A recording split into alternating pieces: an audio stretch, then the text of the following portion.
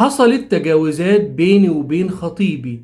حتى يا شيخ آخر مرة وعقت في الزنا وأنا ندمانة قوي. ممكن تقول لي أعمل إيه؟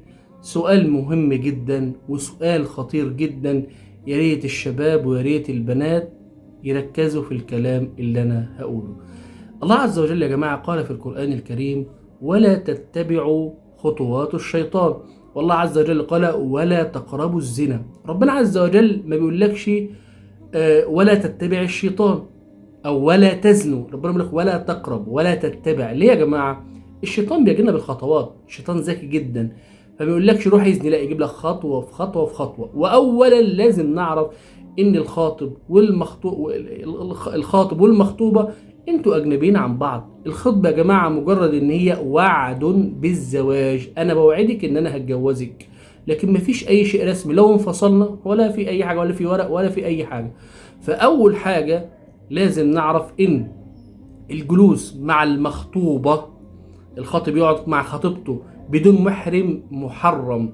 تاني حاجة ما ينفعش ان احنا نتكلم مع بعض في التليفون الا في الضرورة القصوى، في حاجة مهمة ومش هعرف اوصل لها فخلاص لازم اتكلم في التليفون. اما نقعد نتكلم ونحب ببعض في التليفون هذا لا يجوز، هي زيها زي الاجنبية ومحرم. تالت حاجة ما ينفعش ان احنا نخرج مع بعض الا في ضرورة، في حاجة مهمة جدا، وهنخرج بمحرم، مش هنخرج نتفسح ونروح وناجي مع بعض. كل الامور يا جماعة دي امور مهمة. ما ينفعش ان انا اقعد انا وهي بدون محرم والمس جسدها زي ما حصل مع البنت، وللاسف الشديد تلمس مرة في مرة في مرة، الشيطان يبدأ يتبع لحد زي ما انت شايف وقعت في الزنا. وكتير جدا للأسف الشديد من البنات ومن الشباب يقعوا في الزنا قبل الزواج.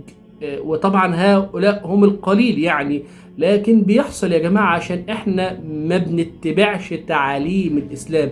ديننا الإسلام دين جميل.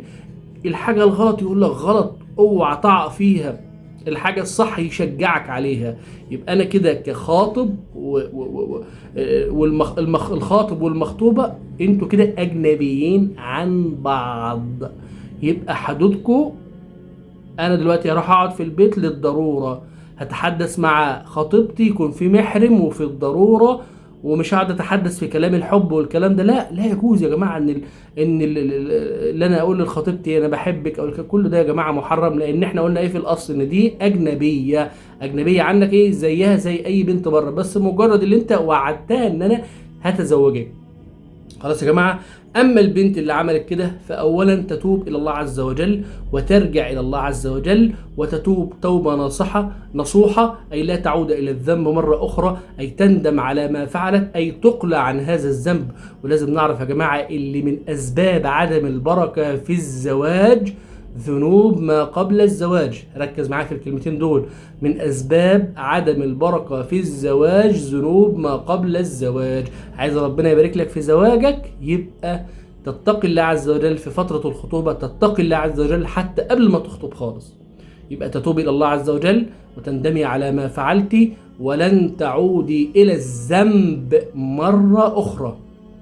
خلاص أنا تبت يا رب ومش هعمل كده تاني. وأنا توب برضه خطيبك نفس النظام، تذكريه ان احنا ارتكبنا كبيرة من الكبائر وعظيمة، كبيرة الزنا يا جماعة. يتوب الى الله عز وجل هو كمان ويرجع الى الله عز وجل ويندم على ما فعل، لان يا جماعة الامر خطير. انتوا وقعتوا في زنا. عارفين يعني ايه زنا؟ زنا يا جماعة زنا، انتم متخيلين؟ فتتوبوا الى الله عز وجل وترجعوا الى الله عز وجل.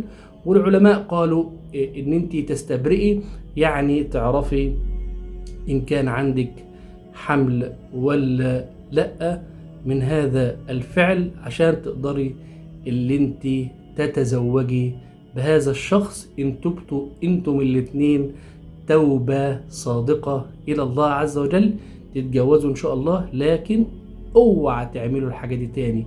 من ساعة ما عرفت انه غلط وتوبتي اوعى تعملي كده تاني. اوعى برضو يا شاب تعمل كده تاني، ان يا جماعة الزنا كبيرة من الكبائر. واوعى يا جماعة نعق في خطوات الشيطان، لان ده امر عظيم. وان شاء الله تزوجوا، بس توبوا انتوا الاتنين عشان يبقى الجواز جواز مبارك وهي تستبرئ. شوف لو ان شاء الله لو ما فيش اي حمل باذن الله عشان تقدروا ان انتوا تتزوجوا. ربنا غفور رحيم يا جماعة، لكن لمن تاب. جزاكم الله كل خير. السلام عليكم ورحمة الله وبركاته.